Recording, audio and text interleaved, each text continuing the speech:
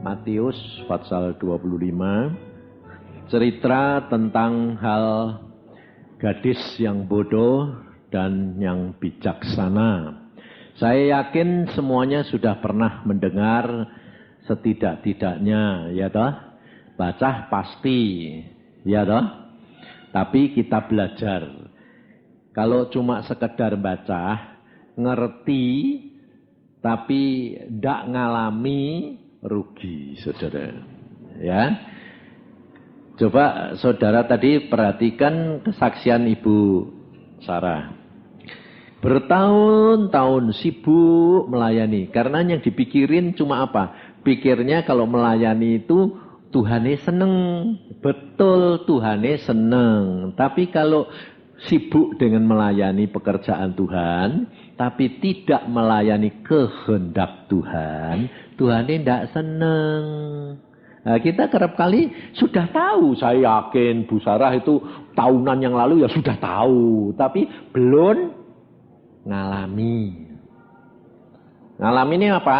Sakit, bayar harganya. Tapi justru karena sakit dia ngerti, untung. Coba tidak sakit, tidak ngerti. Justru kalau saudara yang dengar, aduh kok sakit, bayarnya kok mahal, ya toh? Loh, pendidikan Tuhan itu mahal, saudara. Sebab Tuhan sudah berkata apa? Apa gunanya kamu dapat seluruh dunia, isi dunia, tapi kalau jiwamu binasa. Nah, makanya itu, melayani Tuhan itu baik, tapi yang Tuhan mau melayani kehendak Tuhan. Nah, maka dari itu coba kita belajar. Saya yakin ibu-ibu semua ada yang belum dengar baca kisah ini belum? Tidak ada toh? Semua sudah toh? Udah ya? Lalu saya tanya, maukah ibu jadi gadis bodoh? Tidak mau. Tidak mau. Padahal kamu sedang bodoh.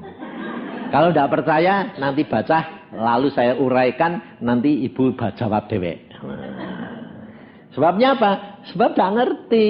Ya memang tidak ngerti. Bodoh tapi tidak ngerti bodoh. Ngerti nih? Pinter. Nah, karena semua orang kepingin jadi orang. Nah, padahal bodoh. Lah makanya belajar. Makanya firman itu harus dialami, saudara. Tidak cuma dengar bagus, bar itu seneng, pulang percuma. Nanti sebab saya lihat di sini ini sudah banyak yang setengah umur nih. Ya toh? Lah itu kan sudah waktunya deket-deket toh. Loh, saya sendiri ya sudah 65. Jadi sama aja. Tapi kita coba belajar supaya saudara itu ngerti loh ya. Ayo kita baca. Pada waktu itu hal kerajaan surga seumpama 10 gadis yang mengambil pelitanya dan pergi menyongsong mempelai laki-laki. 5 diantaranya bodoh dan 5 bijaksana. Gadis-gadis yang bodoh itu membawa pelitanya tetapi tidak membawa minyak. Sedangkan gadis-gadis yang bijaksana itu membawa pelitanya dan juga minyak dalam buli-buli mereka. Tetapi karena mempelai itu lama tidak datang-datang juga, mengantuklah mereka semua lalu tertidur. Waktu tengah malam terdengarlah suara orang berseru, mempelai datang, songsonglah dia. Gadis-gadis itu pun bangun semuanya lalu membereskan pelita mereka. Gadis-gadis yang bodoh berkata kepada gadis-gadis yang bijaksana, berikanlah kami sedikit dari minyakmu itu, sebab pelita kami hampir padam. Tetapi jawab gadis-gadis yang bijaksana itu, tidak, nanti tidak cukup untuk kami dan untuk kamu. Lebih baik kamu pergi kepada penjual minyak dan beli di situ. Akan tetapi, waktu mereka sedang pergi untuk membelinya, datanglah mempelai itu dan mereka yang telah siap sedia masuk bersama-sama dengan dia ke ruang perjamuan kawin. Lalu pintu ditutup. Kemudian datang juga gadis-gadis yang lain itu dan berkata, Tuan, Tuan, bukakanlah kami pintu. Tetapi ia menjawab, Aku berkata kepadamu, sesungguhnya aku tidak mengenal kamu. Karena itu berjaga-jagalah, sebab kamu tidak tahu akan hari maupun saatnya. Saudara, kalau saudara mendengar atau membaca kisah ini, pikiran saudara itu Tuhan datangnya nanti di awan atau menjemput pribadi demi pribadi. Hah? Di awan-awan toh? Ya toh? Nah, itu yang menyebabkan orang Kristen tidak waspada. Saudara coba perhatiin. Kisah ini ditulis oleh Matius itu berapa ribu tahun yang lalu? 2000. Lalu umpamanya orang yang 1500 tahun sebelum kita baca ini enggak? Baca. Nah, semuanya menantikan Tuhan Yesus di angkasa enggak? Hah? Tapi sampai sekarang datang apa belum? Orang ini sudah mati semua belum? Hah? Lah ya, sudah dijemput Tuhan enggak? Jadi ngerti saudara? Jadi kalau saudara juga termasuk orang-orang yang 1000 tahun yang lalu hidup, lalu menantikan Tuhan terus, saudara akan nanti kecewa. Karena Alkitab sudah berkata, Tuhan nanti datangnya tidak bisa orang tahu. Tapi kalau Tuhan nanti mau datang, kurang 1 detik atau kurang setengah jam atau seberapa jam gitu, kamu tahu enggak? Nah ya itu lihat tuh. Lah kalau udah tahu, kamu nanti kan ketinggalan. Tahu, kenapa tahu? Karena ada Roh Kudus nanti ngasih tahu kamu. Makanya kalau tengah malam dibangunin, kalau sedang lihat TV ini sembahyang, ndak mau, ketinggalan gue nanti.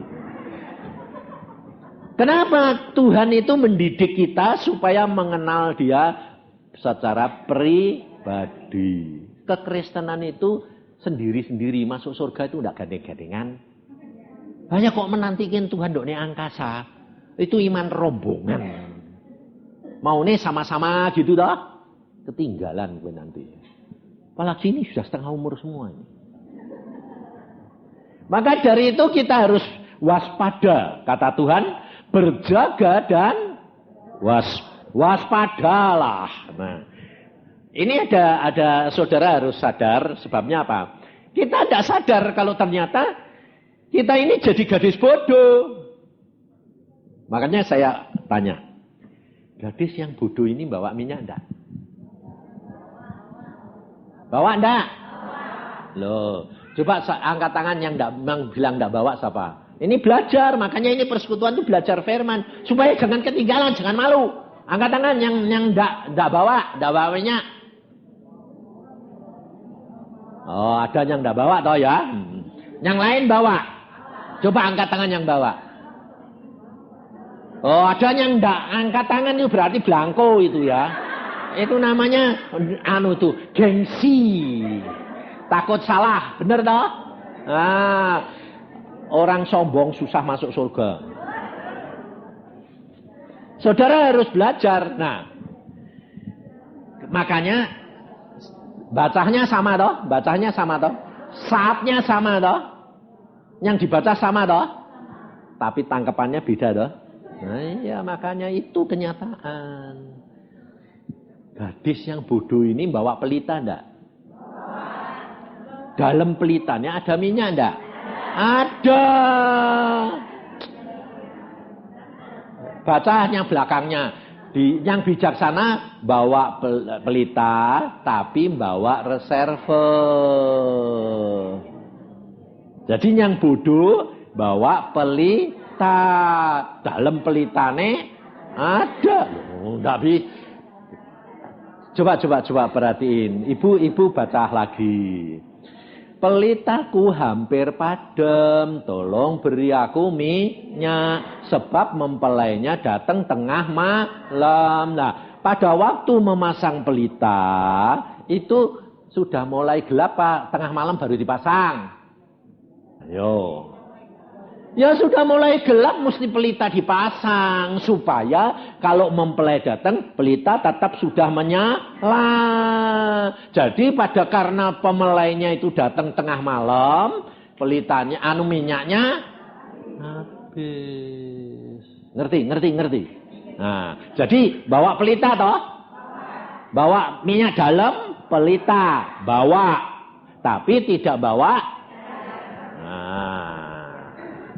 Benar? Pelita itu apa? Ya pelita ya memang lampu.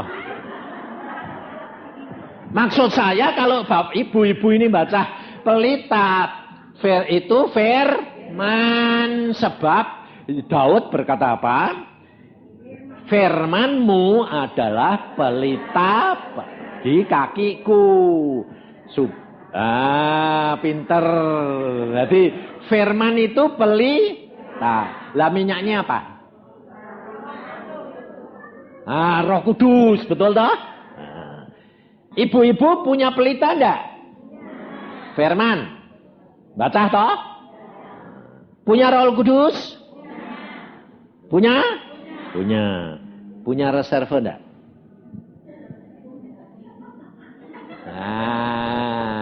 Saya jawab toh. Ayo nanti saya kasih tahu.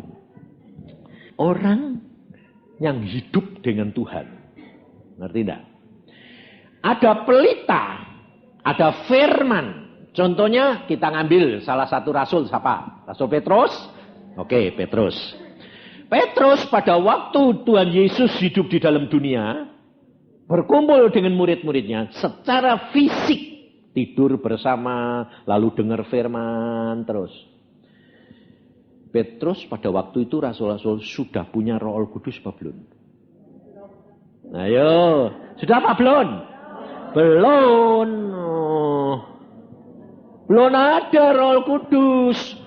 Hanya Yesus. Yesus siapa? Firman. Firman hidup di antara mereka. Nah, pada waktu Petrus, Tuhan Yesus hidup dengan Petrus. Tuhan Yesus ngomong begini. Petrus, ini salah satu ya. Nanti anak manusia aku sebentar lagi dianiaya. Menderita. Petrus bilang apa? Jangan Tuhan. Iya dah. Lalu Tuhan bilang apa? Iblis pergi. Aneh toh. Loh. Tuhan bilang bahwa dia sebentar lagi akan menderita. Karena itu rencananya Bapa. Lalu Petrus berkata, jangan. Kenapa? Karena dia belum mengerti rencananya Bapa. Karena belum ada Roh Kudus. Nah. Lalu pada waktu Tuhan Yesus mau disalib. Tuhan berkata begini. Sebentar lagi anak manusia akan disalib. Dan kamu akan meninggalkan aku semuanya. Petrus ngomong apa? Biarpun semua meninggalkan, aku tidak. Betul? Hah? Hebat toh? Hebat toh? Tapi pada waktu Tuhan Yesus diadili. Anak perempuan ini. Kamu murid toh? Kamu murid toh? Terus bilang apa? Nyangkal. Jadi dia ada keberanian atau takut? Kenapa? Karena belum punya Roh Kudus. Jadi hidup Petrus hanya dengan firman. Lalu jalannya pakai pikiran. Kehendaknya sendiri. Bukan kehendak Tuhan. Nah. Lalu setelah Tuhan Yesus mati di kayu salib. Terus bangkit. Tapi Roh Kudus belum datang. Belum dah? Petrus sudah punya Roh Kudus belum? Belum. Nah, ya baca. Ayo dibaca. Nanti belum pas sudah. Baca. Di Yohanes 20. Supaya saudara itu ngerti. Makanya saudara tidak sadar. Yohanes 20 ayat 21-22. Ayo semua dibaca. Yang tidak baca yang tidak bawa Alkitab tak bacain. Ya. 1, 2, 3. Maka kata Yesus sekali lagi, Damai sejahtera bagi kamu, sama seperti Bapa mengutus aku, demikian juga sekarang aku mengutus kamu. Dan sesudah berkata demikian, ia menghembusi mereka dan berkata, terimalah Roh Kudus. Terima apa belum? Oh, pantesan. Sudah terima belum? Sudah. Sudah toh? Udah. Tapi kenyataan Petrus hidupnya masih penuh dengan ketakutan. Karena apa? Waktu kumpul-kumpul, semua di dalam pintu yang tertutup. Benar? Saudara perhatiin. Sebelum terima Roh Kudus, dia tidak berani ngaku Yesus. Setelah terima Roh Kudus, dia berani ngaku Yesus, tapi masih penuh dalam ketakutan. Ini persis kayak gadis bodoh. Saudara, kenapa? Gadis bodoh ini punya pelita, sudah punya minyak, tapi tidak punya reserve. Ngerti? Petrus pada waktu setelah Roh Kudus turun, lalu Petrus kepenuhan roh, sejak itu Petrus tidak pernah takut lagi. Ditangkap sekalipun, dia tidak pernah takut. Bahkan mati di kayu salib, tidak takut. Betul? Nah, betul? Jadi ada 3 tingkatan, saudara perhatiin. Sebelum terima Roh Kudus, sudah terima firman, mereka gampang nyangkal Yesus. Mereka sudah terima Roh Kudus pada waktu saudara dan saya dibaptis, terima Roh Kudus, tapi belum penuh. Hidupmu masih penuh dengan ketakutan. Kalau engkau sudah dipenuhi dengan Roh Kudus, hidupmu diubah, tidak ada ketakutan lagi dan kekhawatiran. Nah, tetapi, ini masalahnya sekarang. Ibu-ibu semua sudah pernah kepenuhan? Loh, tandanya kamu sudah punya karunia lidah belum? Yang sudah, itu sudah pernah kepenuhan. Tapi ketakutan masih ada enggak? Kalau ada ribut-ribut, ada sakit, ada takut masih ada enggak? Ada. Itu tandanya bocor. Jadi tidak penuh. Karena kalau kamu kepenuhan, itu berarti hidupmu dipenuhi oleh Roh Kudus. Kamu tidak pakai pikiran, tapi pakai pimpinan Roh Kudus. Di dalam Roh Kudus, di dalam Yesus, tidak pernah ada ketakutan. Mati sekalipun tidak ada ketakutan. Ini contohnya kan Petrus. Jelas toh? Nah, jadi kalau ada ketakutan berarti sudah pernah kepenuhan tapi bocor. Jadi tetap tidak penuh. Persis kayak gadis. Nah, sekarang saya tanya, kamu ternyata kelompoknya gadis bodoh atau gadis pinter? Padahal kamu tidak mau jadi gadis, tapi ternyata. Nah, ini saudara itu harus perhatikan. Seperti yang disaksikan Ibu Sarah tadi, yang dikehendaki Tuhan itu adalah pengenalan sama Yesus secara pribadi. Bergaul karib dengan Tuhan. Itu apa? Hidupmu di dalam firman dan Roh Kudus. Terus menerus. Penuh terus. Sehingga tidak pernah ada ketakutan, kekhawatiran. Dan itulah yang dikatakan di dalam Yohanes 15. Maka sukacitamu akan menjadi penuh. Tapi ternyata ibu-ibu ini di sini sukacitanya tidak pernah penuh. Tidak pernah. Kenapa? Masalahnya banyak. Rumah tangga, suami, anak, cucu, segala macam ekonomi. Betul lah? Nah, itu tandanya minyakmu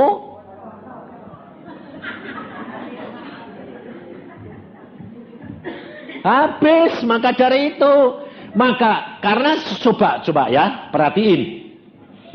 Kita perhatikan bahwa kita ini hidup di dalam dunia, ini tidak mungkin tidak ada masalah. Tidak mungkin tidak ada masalah. Sebab Alkitab juga sudah ngomong, orang benar masalahnya itu banyak, kemalangannya banyak. Tapi Tuhan melepaskan. Nah, jadi kalau selalu dilepaskan, contohnya kayak Ibu Sarah. Sekarang dia bilang apa? Sukacita, betul? Hah? Lah iya. Jadi kapan bisa sukacitanya penuh? Selalu dapat mengucap syukur kepada Tuhan kalau engkau hidup di dalam firman dan penuh Roh Al-Kudus. Tidak ada ketakutan. Ini saya alami hari demi hari, saudara. Nah, ini hanya bisa kalau kamu bergaul karib dengan Tuhan. Karena di mana ada Tuhan, di situ ada berkat. Di situ ada kuasa, mujizat. Dan di situ ada kasih karunia, damai sejahtera. Jadi tidak ada ketakutan. Nah, maka dari itu kita harus perhatikan, jangan lupa bahwa kehidupan kita di dalam dunia masalah banyak. Tapi kita akan mengatasi karena bersama dengan Yesus. Sebab Yesus dinamakan jalan, kebenaran, dan hidup. Jadi tidak ada jalan buntu. Nah, tapi masalahnya, kenapa kok ibu-ibu tidak selesai-selesai sih Pak masalahnya? Mintanya selesai toh? Itu mati. Sebab kalau mati sudah selesai. Betul toh? Lah iya. Tapi kalau ditanyai, berani mati? Tidak. Lah ya, bingung toh saya. Mati tidak mau, tapi selalu minta selesai. Selesainya mati. Nah ya, itu Tuhan ini tidak bingung. Tuhan ini lihat anak-anaknya itu begini. Ini anak-anakku ini bagaimana? Nah, ibu-ibu perhatikan. Tuhan itu mempelai itu selalu datangnya apa? Tepat pada waktu tengah malam. Jadi kalau tengah malam itu gelapnya tambah gelap, tambah gelap, tambah gelap enggak?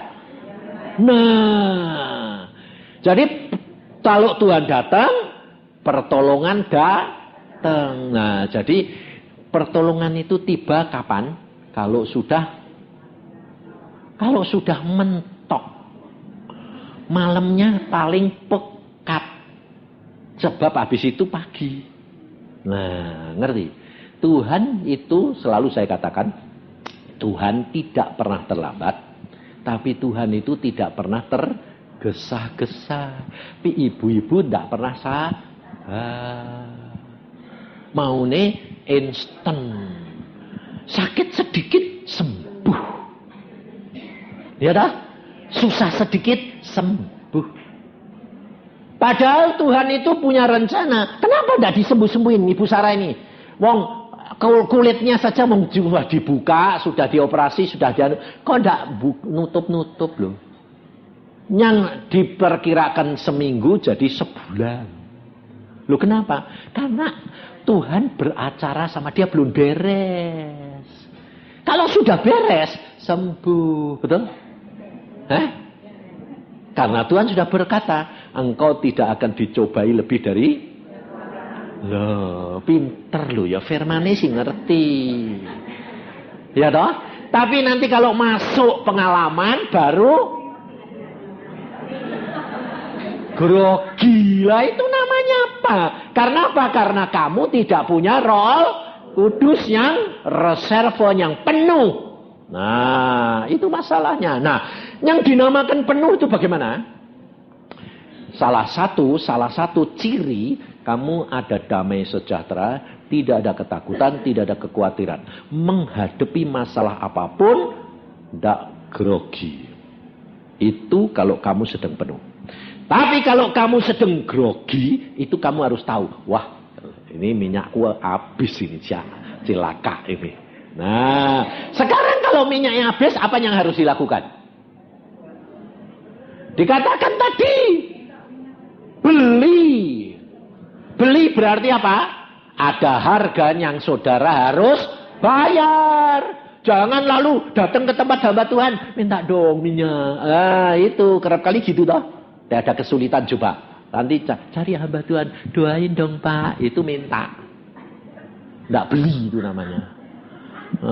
Orang Kristen itu suka minta-minta. Watak minta-minta itu kok tidak hilang-hilang. Padahal itu wataknya pengemis. Iya toh? Makanya kalau orang yang minta-minta dapatnya berapa? Cepet. Tapi kalau anak yang minta dapatnya berapa? Gede. Tapi tidak minta-minta, betul? Nah ini masalahnya. Maka dari itu kamu harus perhatiin. Supaya apa? Bayar harganya. Harganya apa? Baca firman, lakukan firman, dan nantikan. Nah, di dalam Wahyu pasal 3 ayat 10. Baca. Padahal sebetulnya Tuhan itu sudah menyiapkan semua, memberitahukan semua. Tapi ibu-ibu ini susah. Kalau dikasih tahu sih, sedang di sini ya. Tapi nanti kalau sudah di rumah lupa lagi toh. Iya toh. Ayat 10. Wahyu 3. Perhatikan, karena engkau menuruti firmanku. Nah, ini kuncinya satu toh. Baca, nurut, lakukan. Untuk tekun apa? Menantikan aku. Lah ini yang ibu-ibu tidak ngerti. Tekun menantikan. Nah, dengan begitu maka aku pun akan melindungi engkau dari hari pencobaan yang akan datang atas seluruh dunia untuk mencobai mereka. Jadi pencobaan yang ibu-ibu dan saya hadapi itu pasti diberikan jalan keluar. Kalau engkau baca, nurut, dan menantikan. Ini yang belum dilakukan. Baca firman, melakukan, saya yakin engkau sudah berusaha lakuin, betul tak? Tapi yang belum dilakukan adalah menantikan. Nah, menantikan ini apa? Maksudnya begini. Kamu melakukan, sekarang kamu sudah melakukan firman. Lalu kamu mengalami masalah.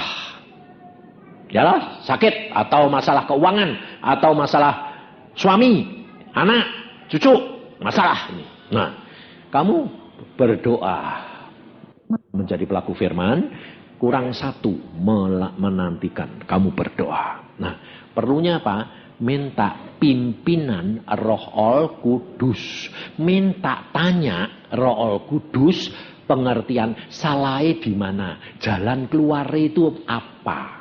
Nah, lalu menantikan, maksudnya menantikan, tunggu sampai Tuhan Roh Al Kudus nanti mengingatkan kamu tentang firman. Firman yang tertulis di dalam Alkitab hidup diangkat menjadi rema. Kalau itu terjadi, itu kamu lakukan, maka semua masalahmu pasti selesai. Ngerti?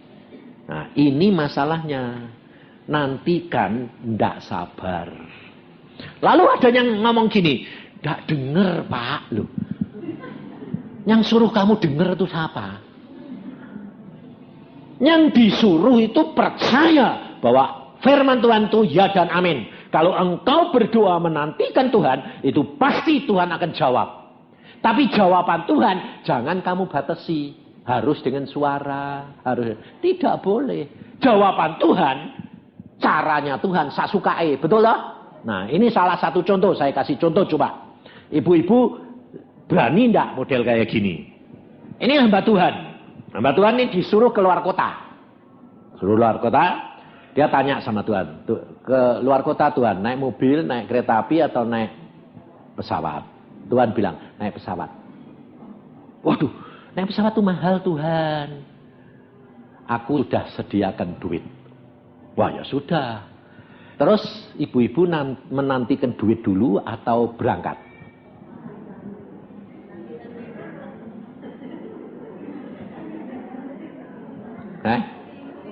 Nah, ini sebagian bilang, ya menantikan dulu. Kok duitnya dhisik? Makanya tadi kan tak ajari menantikan Tuhan, ya tanya dong. Tuhan berangkat kapan? Tuhan bilang sekarang. Nah, duitnya aku sudah sediakan. Berangkat enggak? Berangkat. Setuju? Setuju? Setuju. Saya ya setuju. Berangkat ya. Terus ke bandara, antri tiket, panjang saudara, tambah lama tambah deket, duitnya belum ada, ayo deg-degan enggak? Terus dia berdoa lagi, nah karena deg-degan berdoa lagi toh, Tuhan mana duitnya? Tuhan tetap jawab, aku sudah sediakan. Nah, percaya enggak? Percaya? Nah, dia antri terus. Kurang 2 orang. Dia bilang, Tuhan kurang 2 orang ini. Mana? Tuhan bilang, tenang aja, aku sudah siapkan. Ya sudah. Yang satu dijualin. Pas dijualin dia dapat. Yang kedua ini sudah ngambil duit juga toh. Loket ditutup. Terus habis. Lalu hamba Tuhan ini seneng atau susah?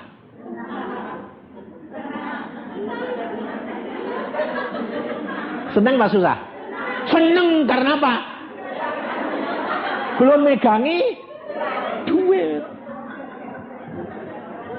Jadi kalau habis tiketnya kan berarti nunggu 2 jam lagi kan lumayan. Siapa tahu duitnya karena apa? Pikiran hamba Tuhan ini persis kayak kamu. Jadi tidak bergantung kepada Tuhan, kebantung pada duit. Sama toh? Jadi kalau Tuhan janji, aku akan memberkati kamu. Yang kamu pikirin malah duit. Berkati tapi bukan Tuhan. Makanya tidak pernah datang-datang. Nah, hamba Tuhan ini kaget gitu, dia mengucap gini, terima kasih Tuhan, haleluya. Ada 2 jam lagi Tuhan. Orang yang di depan ini marah-marah, maki-maki, karena bukan anak Tuhan. Maki-maki luar biasa. Karena dia harus sampai ke kota itu, memutuskan bisnis. Dan kalau dia tidak datang, batal. Berarti dia rugi. Jadi dia marah-marah. Dia gedor-gedor pintu loket, buka. Pak, tempat duduknya sudah habis. Kalau di kereta api boleh berdiri. Kalau di pesawat itu tidak boleh. Jadi tidak bisa Pak. Tutup lagi, marah-marah. Pada waktu marah-marah, dia nengok ke belakang. Lihat hamba Tuhan ketawa-ketawa. Tambah jengkel atau tambah senang? Tambah jengkel. Ketawa-ketawa lagi kamu. Oh kita malah tidak dapat tiket, malah kamu ketawa-ketawa. Dia bilang, lah mau ngabis kok Pak. Nah, tapi dia ketawanya kan karena belum punya. Wah, lihat dia ketawa-ketawa tambah jengkel saudara. Duit-duitnya digini-gini lah bilang, ya sudah saya tidak jadi berangkat ini. Udah ini duit buat kamu. Diambil, dikasih ke hamba Tuhan. Jadi kalau Tuhan tadi bilang, aku sudah sediakan, itu sebetulnya dari mana? Dari orang lain di depan dia. Pikiran kita tidak Ayo. Jadi ternyata kamu sementara ini, kamu ini jalan dengan iman atau dengan pengertianmu dewek. Nah iya, kalau ditanya aja, ibu-ibu sekarang ini percaya Yesus, percaya. Berjalan dengan apa? Iman. Dek ngomong sih gampang. Tapi tak kasih contoh gini, ternyata kamu masih berjalan dengan pikiranmu dewek. Tidak berani toh? Ayo, berani? Model kayak hamba Tuhan ini berani enggak?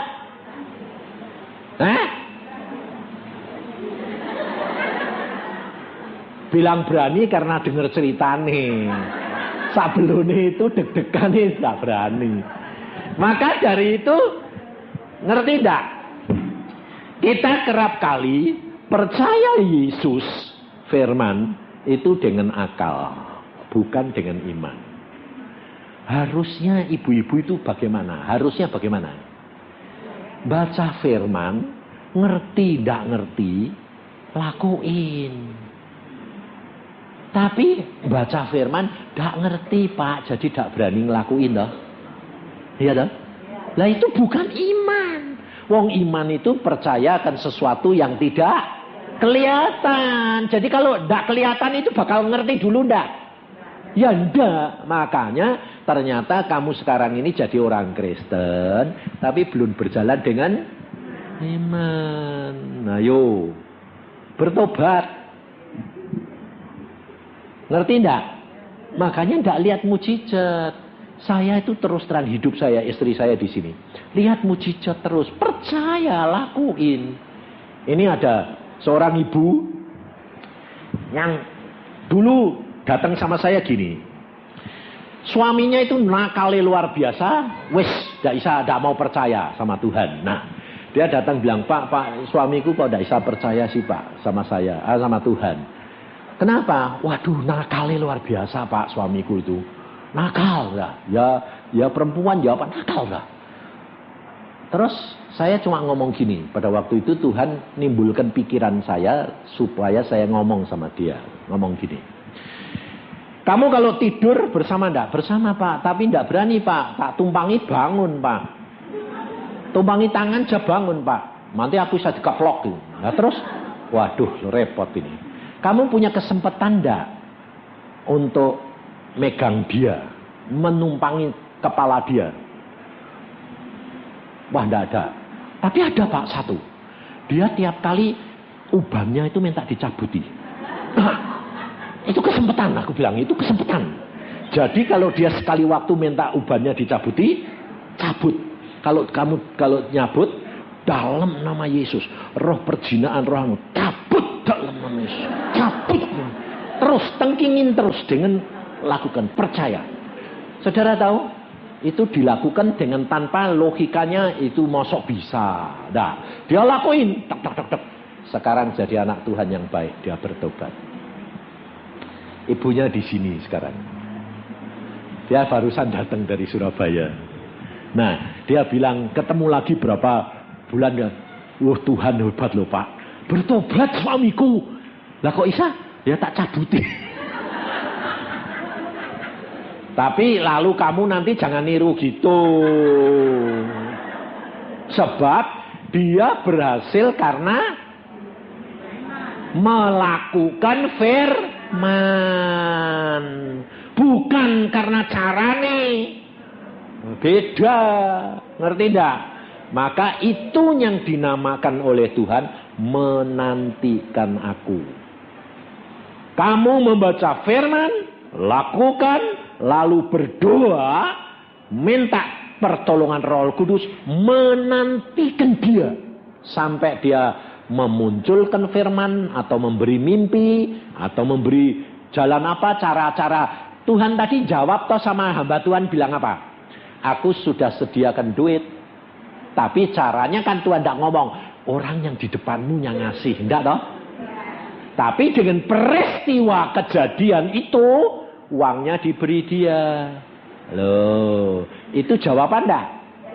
Nah, itu jalannya Tuhan enggak? Nah, tapi jangan kamu pakai akalmu dewek. Nah, demikian juga ada seorang hamba Tuhan lagi. Sampai jam berapa ini? Sedikit lagi lah. Hamba Tuhan lagi ini, mau supaya ibu-ibu ini jadi pelaku firman, jadi gadis-gadis yang bijaksana, jangan jadi gadis bodoh. Jadi ibu-ibu yang sudah bertobat, terima Yesus, dibaptis, itu sudah terima Roh Kudus. Tapi belum penuh. Kalau sudah pernah kepenuhan, harus hidup dalam kepenuhan terus-menerus. Kepenuhan terus-menerus hanya Dua jalannya, melakukan firman, baca firman, dan menantikan Tuhan. Setiap saat itu bergaul pribadi dengan Tuhan, itu yang menyebabkan engkau penuh terus menerus. Nah, ini hamba Tuhan sama, dia seorang hamba Tuhan yang menginjil kemana-mana. Nah, dia disuruh Tuhan pergi ke satu kota. Kota itu penuh dengan perjinaan, pemabukan, dan judi. Nah, lalu Tuhan berkata begini, kamu pergi ke kota itu, injilin orang-orang yang di hotel itu perjudian, perjinaan, dan pemabukan yang paling ngetop di kota itu. Nah, dia pergi ke hotel itu, nah, lalu tidur di hotel itu, lalu dia bilang gini, Tuhan, aku ini hambamu kok mau suruh tidur di tempat gini, kan tempat yang kotor, kan ndak kudus. Loh, kamu ini nurut aku atau mau pikiranmu dewek? Dia bilang nurut. Ya sudah, tidur situ. Ya sudah, nurut. Jam 7:30 malam, saudara, Tuhan ngomong lagi sama dia, sekarang kamu turun ke bawah, ke lobi, di tempat orang dansa-dansa, minum-minum. Lalu dia bilang gini, Tuhan, ini aku kok aneh-aneh. Aneh-aneh enggak? Nah, lalu dia bilang, kalau orang lain lihat saya, Tuhan, dianggap ini kayak apa? Tuhan bilang, kamu ini nurut aku atau menurut pikiranmu dewek? Nurut. Ya sudah. Duduk lagi di ujung, di pojok. Lalu Tuhan berkata, di ujung sana itu ada perempuan pelacur. Tidak ada yang ngejak dansa. Lah terus ajak dansa. Ayo, kalau ibu-ibu dengar gitu, itu setan atau Tuhan? Pasti mbok pikir setan, karena seolah-olah berbuat dosa. Nah, itu balik lagi ndak?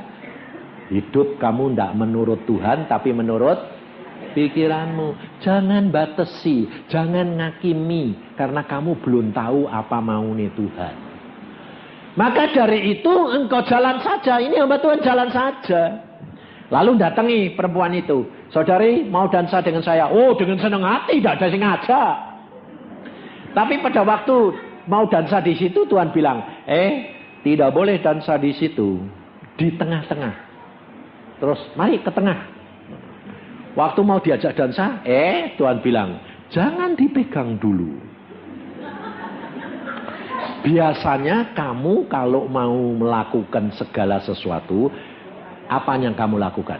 Doa. Ya sekarang doa. Lalu dia berdoa, mau berdiri dengan doa. Tuhan bilang, biasanya kalau kamu sembahyang itu sikapmu bagaimana? Lutut. Ya wis lutut. Lalu perempuan ini bilang, loh Pak, enggak dansa. Sebentar. Sebab biasanya aku kalau mau melakukan sesuatu sembahyang dulu. Oh. Mau dansa sembahyang Pak? Iya. Ya sudah, lutut lagi. Kaget perempuan ini. Ini ada orang gila ini. Orang pendeta orang mau dansa kok sembahyang dulu. Saya tanya, sembahyangnya cepat atau lama? Cepat. Lama karena takut. Sedang tanya Tuhan, menantikan Tuhan. Tuhan, maumu ini apa? Ini pitah Tuhan, tidak dijawab. Akhirnya belum dijawab, dia karunia lidah toh. Waduh Tuhan, jawab dong Tuhan. Sebentar lagi jawabannya datang. Apa? Suara gedebuk. Kaget dia. Apa? Perempuan ini jatuh dalam urapan. Loh, kok jatuh? Oh, maksudnya Tuhan, aku sembahyang supaya ini jatuh. Kan tidak usah dansa. Terus, ngerti aku. Sembahyang lagi dia. Sebentar lagi, boom, jatuh. Semua rebah dalam urapan Tuhan. Orang kalau rebah dalam urapan, sadar apa enggak? Ini yang bilang enggak itu belum ngalami. Kalau enggak sadar, itu kesurupan. Kayak orang main kuda lumping barang itu kesurupan, makan beling enggak apa-apa. Tapi kalau orang rebah dalam dunia roh itu sadar, cuma lemes, betul? Nah, kalau ini rame diinjili, siapa yang dengar? Tapi kalau semua rebah, pemain musiknya rebah juga, penyanyinya rebah juga, sepi. Setelah sepi, Tuhan berkata, sekarang kamu berdiri, khotbah, injili semua. Nah, orang sedang lemes kan telinganya dengar. Waktu diinjili, semua menangis, semua bertobat. Saudara tahu, dalam waktu sekejap karena nurut Tuhan, dia mendapatkan seluruh hotel bertobat. Kalau kamu mau nurut Tuhan, ada mujizat, ada kuasa, ada berkat, ada kasih karunia. Tapi kalau engkau mau jalan dengan Tuhan, Tuhan berfirman, mbok pikir, mana mungkin, mosok kok Tuhan kok nyuruh orang dansa. Tuhan kan tidak berkata, dansa sampai capek, ajak dansa. Loh ya toh? Cuma diajak, belum dansa. Ngerti? Ngerti? Kalau Tuhan itu ngomong, itu cuma satu langkah, selangkah, sekecap, satu kecap. Tapi harus dilakukan. Tapi saudara kepinginnya apa? Mbok cerita dari ujung sampai ujung dulu Tuhan. Itu bukan Tuhan, itu kamu. Kalau Tuhan itu membutuhkan iman, percaya, langkah berjalan dengan Tuhan langkah demi langkah. Kalau saudara dan saya percaya, tidak ada masalah yang tidak dapat diatasi. Penyakit, problema, tidak ada yang tidak dapat diatasi. Tapi hanya satu, lakukan firman, nantikan Tuhan, sampai Tuhan berfirman. Firman menjadi rema, engkau lakukan, engkau akan melihat kuasa Tuhan dinyatakan. Amin. Mari kita berdoa. Tuhan, firman-Mu sudah hamba sampaikan. Anak-anak-Mu sudah mendengar di tempat ini. Mereka membutuhkan Tuhan, kepenuhan Roh-Mu. Mereka membutuhkan Tuhan, iman itu. Supaya mereka dapat melakukan firman-Mu dengan benar. Dan mereka tidak menilai, tidak menghakimi, tidak lihat orang lain, tetapi pribadi demi pribadi. Sehingga kuasa Tuhan, kemuliaan Tuhan, rencana Tuhan, berkat Tuhan dapat dialami oleh pribadi demi pribadi. Ampuni kami Tuhan, karena sementara ini kami berjalan bukan dengan iman, tapi dengan pengertian. Kami kerap kali menggurui Tuhan. Kami kerap kali merasa lebih ngerti, padahal kami sebetulnya tidak mengerti apa-apa. Maka dari itu Tuhan, hamba-Mu mohon belas kasihan-Mu. Minta belas kasihan-Mu. Karuniakan kepada anak-anak-Mu di tempat ini jalan keluar. Mereka supaya punya iman. Mereka supaya punya kepenuhan. Kalau mereka merindukan Tuhan. Dan mereka minta kepadamu. Kau karuniakan, berilah, berilah Tuhan. Koya geria kata syabat. Berdoa, minta anugerah, minta belas kasihan. Saudara akan mendapatkan dengan cara Tuhan. Jangan batasi Tuhan. Jangan mengatakan harus begini, bagaimana aku tidak merasakan apa-apa. Tuhan sanggup memberikan kepadamu dengan cara Tuhan sendiri. Yang dibutuhkan saudara harus membaca firman dan lakukan. Hati, sikap hatimu merindukan Dia. Haus akan Dia.